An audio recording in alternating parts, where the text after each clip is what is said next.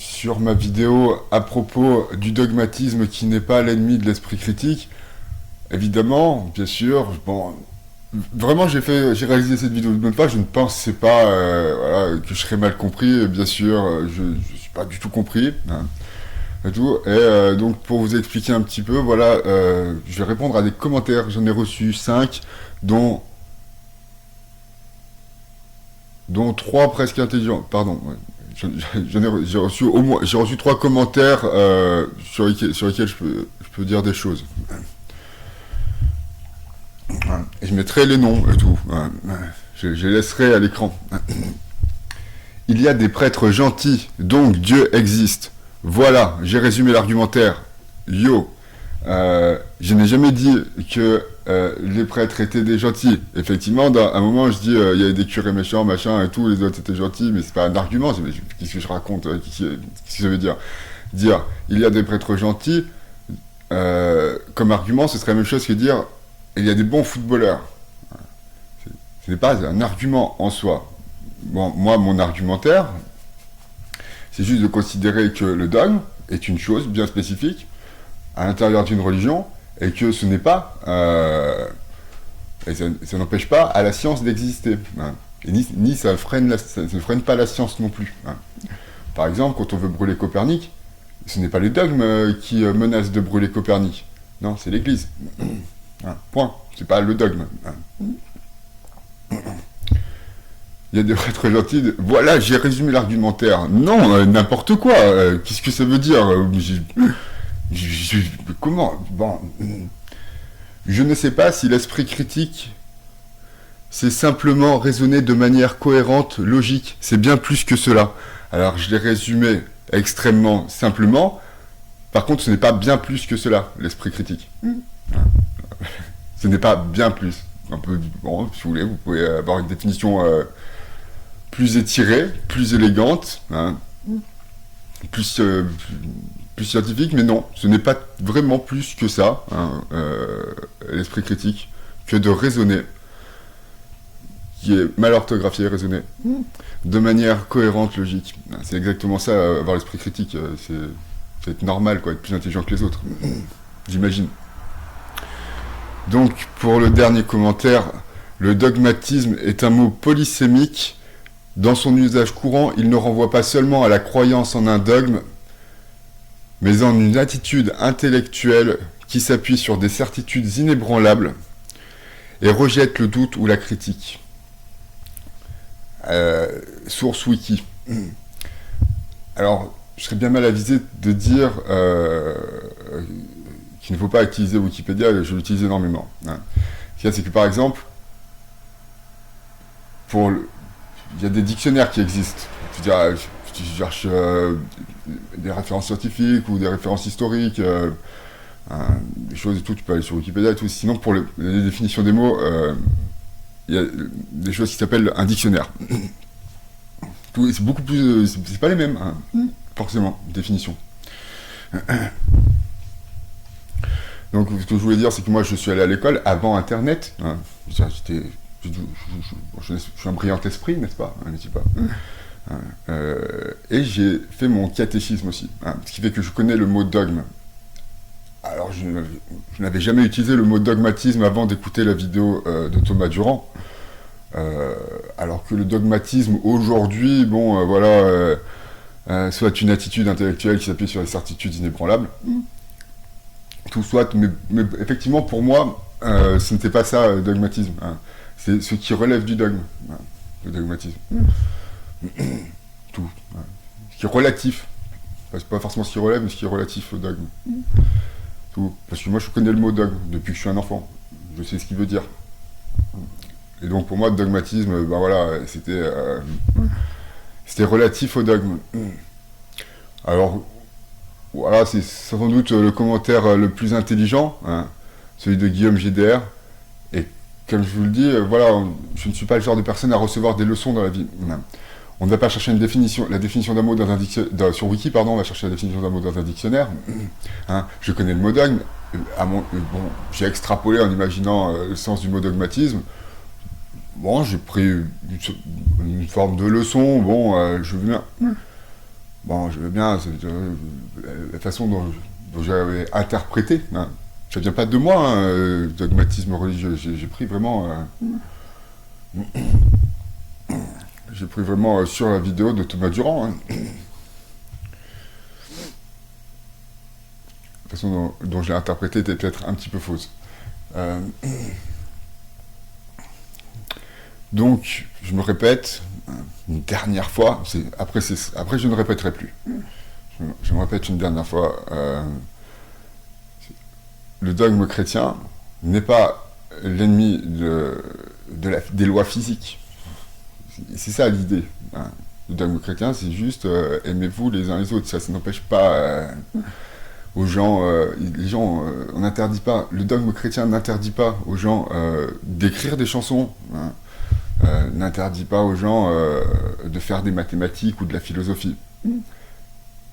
Ce serait une hérésie de dire ça, en fait. Il y a des gens, peut-être qui, eux, s'expriment voilà, dans une forme de novlangue. J'ai pas peur de le dire. Hein. Monsieur Thomas Durand, voilà, utilise un petit peu une forme de novlangue pour dire que, attention, il y a des personnes qui répandent des messages d'amour, des personnes qui, par exemple, au catéchisme, je veux dire, donc, nous avons été éduqués, hein, nous avons été instruits. Nous n'avons pas été éduqués, nous avons été instruits, et tout. Après un travail intellectuel, quand même, je veux dire, au sein de l'Église, faut vraiment pas s'imaginer que les philosophes catholiques ont lu Spinoza et ne l'ont pas compris.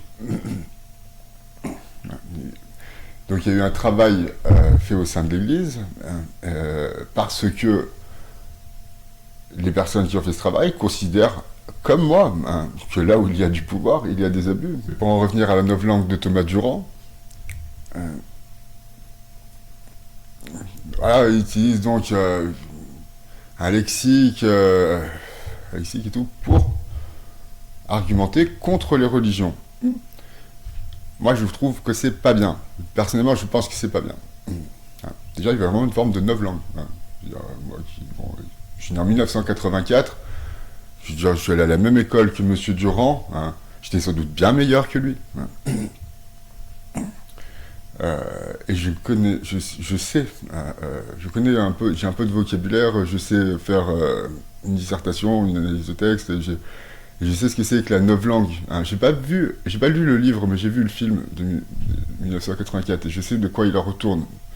Hein. C'est quand on interdit d'utiliser certains mots pour empêcher les gens d'exprimer certaines idées, et quand on favorise l'utilisation d'autres mots pour favoriser l'émergence de certaines idées.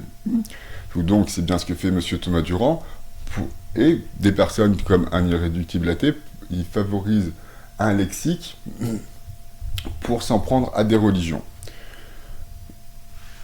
Je ne suis pas le dernier ni pour critiquer l'Église catholique, mais aujourd'hui, à mon sens, ce n'est pas un combat vital, même si il y a des gens qui le trouvent très important, mais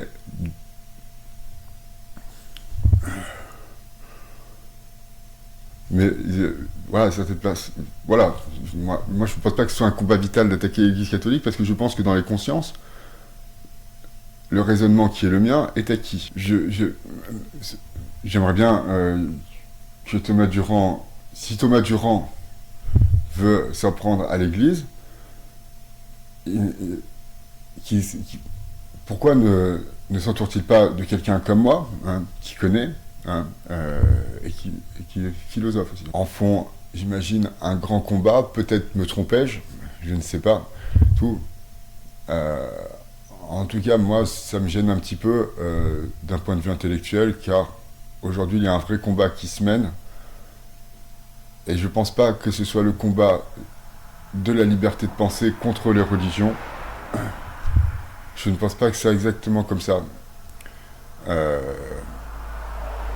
Bon, peu importe, je ne vais pas faire un briefing, hein, j'aime pas utiliser l'anglais, hein, je ne vais pas expliquer la situation géopolitique internationale et la situation sociale en France, on la connaît, Je pense que c'est ça le combat fondamental.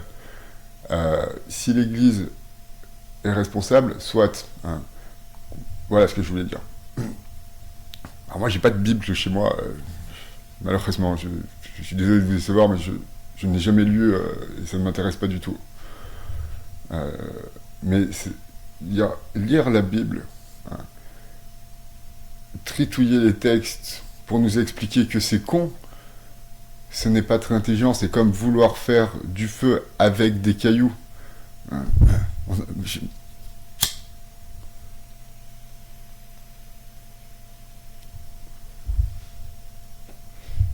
Seigneur Dieu, je n'ai pas besoin de maîtriser le feu. Aujourd'hui, il y a des gens, des archéologues, des anthropologues, hein, qui savent faire du feu avec des cailloux. Ils étudient comment vivaient les hommes du passé. Et donc ils ont appris tout un tas de techniques que les hommes du passé utilisaient pour comprendre comment les hommes du passé vivaient, quoi. J'ai pas, je n'ai pas besoin de savoir ce qui est écrit dans la Bible pour suivre mon cheminement intellectuel dans la vie. Quand on fait la messe en latin, c'est un recul intellectuel. On sait bien que la messe était dite en latin pour que les gens n'aient pas la liberté de penser. Mais, une fois de plus, moi, mon problème, ce n'est pas les chrétiens, ni l'Église catholique. J'irais même jusqu'à dire que mon problème, ce ne sont pas les musulmans. En général, je considère que la démarche intellectuelle de vouloir déconstruire les religions s'appuie sur une volonté de prendre un pouvoir intellectuel. Quand on voit...